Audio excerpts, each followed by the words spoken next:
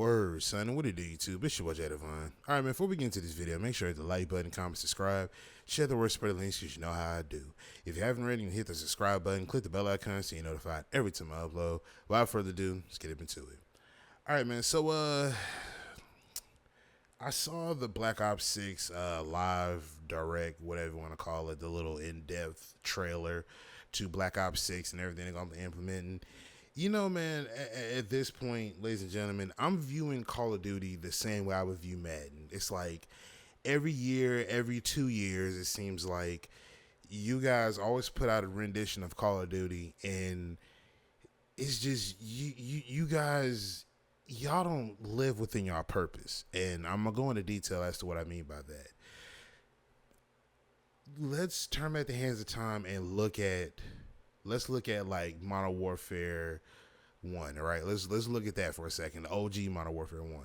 Now, I didn't play that, but from what I was seeing in the little time that I did play it when I went back to revisit it once upon a time, you know, it was set in a specific atmosphere, and it immersed you to, like, the part of, like, you know, war ain't pretty. There's nothing pretty about war. There's nothing beautiful about it. War is hell.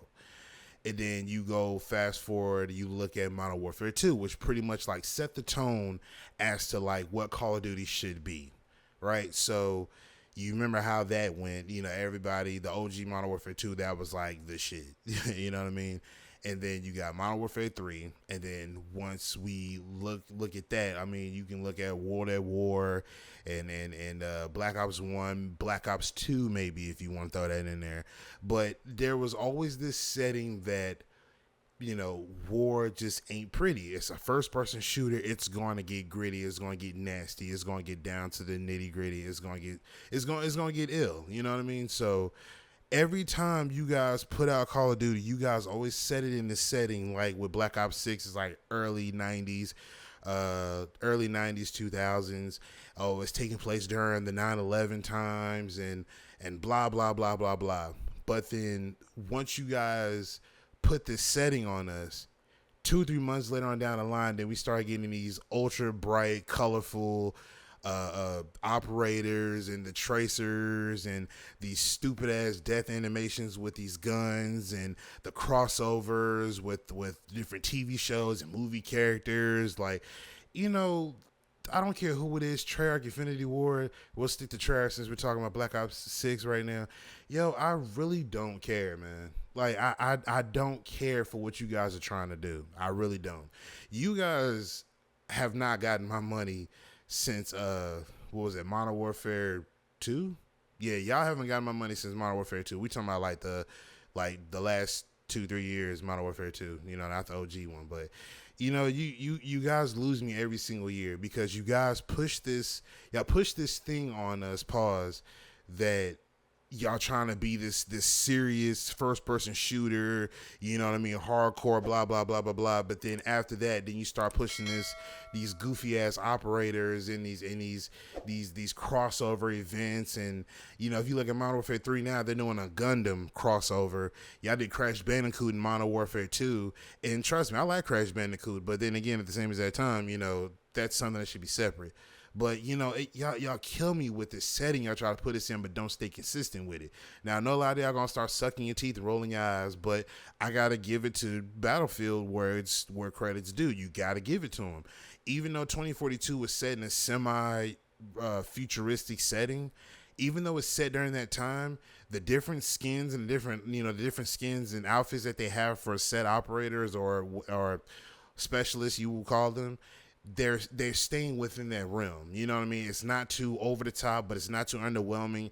You know, the only thing that they'll probably out of control with is maybe the camos. But then again, you know, you can kind of live with it. You know what I'm saying? Because it's not taken away from the setting. Same thing with Battlefield 4, right? Battlefield 4 stayed within that setting. Now, granted, they didn't really necessarily dabble into having different skins for the different operators other than just the camos you can wear and the different camos you can put on your weapon. But other than that, they stay consistent within their setting. They stay within their purpose. But every time I look at Call of Duty, I can't take you guys seriously. Y'all talking about this omnidirectional movement. Honestly, if you play Battlefield 5, they have the same exact thing. You can sprint the same. You can do the same exact thing. You know, the whole diving left, right, and back, and you know, we barely use the damn forward diving in Modern Warfare 3. Most of the time when I do it, it's on accident. But we're barely using that shit now, and it's more of an evasive movement than anything. But then again, we're barely using it. I'm not thinking anything to use this and let me try to be creative and get this kill like this. Like, we're barely using it as is. Just like the blind fire mechanic that was in Vanguard, people barely use that, and they try to incorporate that by using it by well, didn't they actually have a challenge that you can complete for a certain weapon using blind fire? Like, you know what I mean? Like, a lot of this stuff that you guys are trying to push, a lot of this stuff we probably not even gonna use, man. I'm gonna be so honest with you. And then the same as that time, Black Ops 6 looks a lot like Cold War. Now, honestly, me personally, Cold War got to a point where it wasn't fun to me no more, because it went from a game to where, like, I'm sweating. No, I'll take it back. It went from a game where I was having fun to, like, okay, now I'm sweating my ass off every single game. Now, if they're gonna go the same route as Cold War, I don't know how they're gonna do it. If they're going that same exact route, my biggest concern was the whole idea that snipers had no flinch. They barely added any flinch for snipers. I hated getting one-shotted by a sniper. You know what I mean? Like, if you're a sniper in Call of Duty, if I can get to you, if I got the drop on you, you shouldn't have the last say in a damn battle. If me and you were standing within that range of where I should be able to take you out with no problem. Now, the distance I understand, but come on now. If I'm literally standing right in front of you at AR range, maybe SMG range, maybe pistol range at that, if I'm that close to you, you shouldn't get lucky and just one-tap me. Or because I hit you 3-4 times, you're literally one shot and you just knock me down with one kill because you hit me in the one shot kill range. Like, come on, man. You know what I mean? If y'all gonna stick with that, y'all can keep it. You know what I'm saying? I don't want nothing to do with that. It's just, you know, Black Ops, man, it's just lost its way. You know what I mean? Call of Duty just in general has lost its way. And then, you know, if you look at some of the pre-order details, you see some of the stuff that they're having for some of the weapons and the gobble gum, and, well, that's for the zombies, but you see some of the weapons they have. Now, I think that might be just for zombies. I might be wrong. I may be wrong. I don't know. But it looks like it's for zombies, but that's my thing. You know what I'm saying? Like, I think if you pre-order, you get, I think, one of the zombie operators. I think it's Woods, I don't know, but y'all know what I'm talking about. You know what I mean? But it's just, you know, I'm just tired of the same old song and dance, man. Like, I don't care for Call of Duty no more. You know what I mean? I just don't really care for it. And some people are probably gonna be like, oh, whatever, you're still gonna buy it. No, you can put that on somebody else, because if I don't buy it, if I say I'm not gonna buy it, I usually 11 times out of 10 I'm not gonna buy it. You know what I mean? But you know, with all these first-person shooters coming out nowadays, man, and them staying consistent in what setting they're pushing, you know what I mean? It's other games for me to play. And people say, oh, well, if you don't like it, don't play it. Oh, that's a bet. As soon as XDefiant get their act together, I'm definitely going to be on that, because Call of Duty has lost me, man. Like, they've lost me as a consumer and as a gamer. And I hate to say that, because OG Modern Warfare 2 was my favorite. That's what set the tone for me. You know what I mean? That's what put Call of Duty so high on the first-person shooter list for me. But as the years go on, it's just like y'all have dwindled down further and further down the list to the point where it's unfathomable. I can't tolerate it no more. You know what I mean? And some people not going to feel like that, because especially with the hype of Black Ops 6 going on right now, everybody's pretty much in their honeymoon phase or within the very early cycle of the Call of Duty cycle. People aren't really necessarily talking about this because everybody's so like, you know, hyped all over again for the new Call of Duty. You know what I mean? I don't see a whole lot of people talking about this the way how I'm talking about it. It might be a small, maybe select hand few, but that's because their channel is known for trashing Call of Duty. But other than that, you know, I see everybody saying the same exact thing. Oh, man, the new omnidirectional movement is going to be this and it's going to be that. And, yeah, man, the story mode is going to be crazy and blah, blah, blah, blah, blah. And I'm really looking forward to these operator skins, man. And, yeah, man, the battle pass looks like it's going to be dope and blah, blah, blah, blah, blah. Like, everybody has the same talking points. Everybody is so, like, blinded that there's a new Call of Duty coming out. Y'all claim, at that studio that y'all take y'all job super seriously in what y'all do. And that may be true, but two things can be true. You take your job seriously, but at the same exact time, you guys don't care enough to give people what they want. Now, you're drip feeding us a lot of the stuff that we want. Like, give an example. Now, from a business standpoint, I get it. Now, give an example. The classic prestige system where you get to your max level, then you can prestige, then get you a brand new badge, medal, whatever it is, and you start it all over again. Everything relocks and you go back up the ranks. That's cool. You know what I'm saying? That's great. But how many years have we been asking for that? And you guys are just not giving it to us. You see what I'm saying? And now from a business standpoint, I get it, because you need people to keep coming back. So you're going to give us small little increments of stuff that we asked for from classic Call of Duties to keep us coming back. I understand that point. I completely get it. But again, how many years have we been asking for that? Now, the last point that I'm going to bring home is skill-based matchmaking. Now, one thing that I have noticed between playing X-Defiant, you probably say Battlefield. I don't know if Battlefield has skill-based matchmaking. They may have EOMM, maybe. Same thing. I don't know. Let's just keep it on X-Defiant because I'm not sure about Battlefield.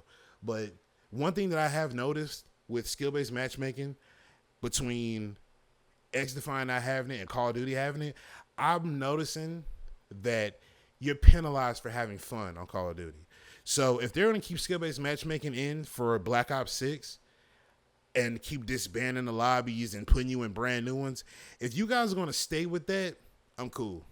Because what having no skill-based matchmaking has shown me, that if I can get a lobby, or I can get consistent lobbies, or I might just get lucky and find lobbies where I can actually have fun, I won't be penalized the next match. You know what I mean? It's pretty much just luck of the draw at that point. You know what I mean?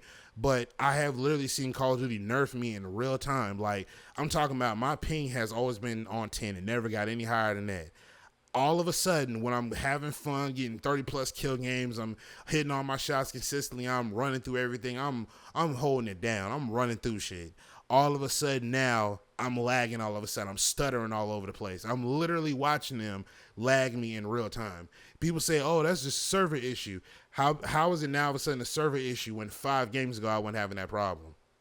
You see what I'm saying? Like, come on now. Like, I'm not stupid, Activision. Whoever is in charge, Raven, whatever. I'm not stupid, bro. You guys are penalizing people for enjoying themselves and having fun. People say, oh, well, sounds like a skill issue. Get good. Okay, you say that until you have a game where you're thrown into a game where you got a team full of bots and a team just full of thumbs and they don't know what they're doing, and then you get spawn trapped and you get sat in the corner, or you can't go nowhere and it just seems like everywhere you turn you're getting beamed. You know what I mean? So what's the incentive to quote unquote getting good? What's the incentive to that?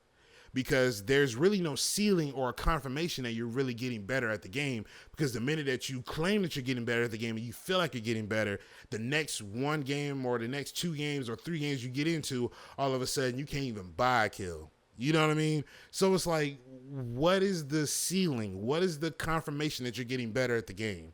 Because the minute that your confidence is high and you feel like you can actually play Call of Duty, you get shot right back down to the ground. Because they stick you in a lobby where now all of a sudden, oh, well, you got 30 kills and you got a great KD, or you just playing the objective and you got a high score. Oh, bet. All right, cool. Carry this team right here while these pro athlete players warm up for their match in like 20 minutes.